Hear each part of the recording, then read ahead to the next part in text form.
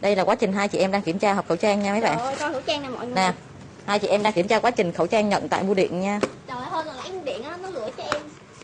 Nó gửi cho em trăm mấy hộp này vậy nè. Mọi người coi nè. Mọi người nhìn nè. I was filling up with fluid, my lungs, my breathing being labored. I felt if I didn't get that medication, it was either the medication or die. So you thought you were going to die? I honestly felt I was going to die. And like I tell people, I'm telling my story. I'm telling my truth. I'm not telling anyone else's story. I'm not telling anyone else what to do. I'm telling my story and my truth. And this is how I feel. And these are my words. The United States is continuing to make substantial progress in our war against the virus. We grieve at every precious life that has been lost to the invisible enemy, but through the darkness we can see the rays of light. We see that tunnel. And at the end of that tunnel, we see light. We're starting to see it more than ever before. We've held our rate, the numbers, everything we've done. We've been very, very strong on it and very powerful on it. You look at what's happening in other countries, Spain, Italy, United Kingdom, we're working with them. We're trying to help them, especially with ventilators. They've been calling a lot. They need ventilators so badly. 15% of counties within the United States have 0 cases, and many counties within the United States have a very small number of cases. Large sections of our country are really looking at other sections and saying, wow, that looks bad, but they don't have the problem. I salute the American people for following our guidelines on social distancing. Even you people, it's so different looking out there when I look at you.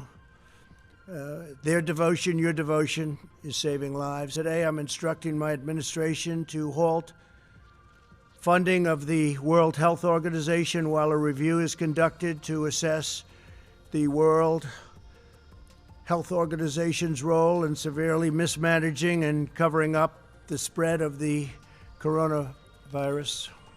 Everybody knows what's going on there. American taxpayers provide between $400 million and $500 million per year to the WHO. In contrast, China contributes roughly $40 million a year, and even less. As the organization's leading sponsor, the United States has a duty to insist on full accountability. One of the most dangerous and costly decisions from the WHO was its disastrous decision to oppose travel restrictions from China and other nations. They were very much opposed to what we did. Fortunately, I was not convinced and suspended travel from China, saving untold numbers of lives. Thousands and thousands of people would have died.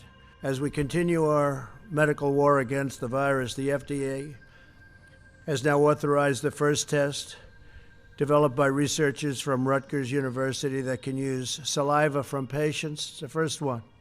These tests can be self-administered by patients in healthcare settings, which will reduce exposure for medical workers and save personal protective equipment.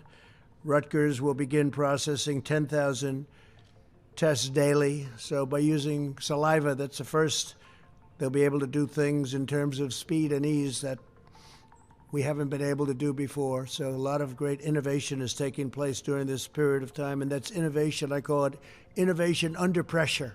Thank you, Mr. President. At your direction, this country has worked hard over the past few weeks to ramp up ventilator production through all means possible. Thousands of ventilators are coming in now, monthly, with over 100,000 by the end of June.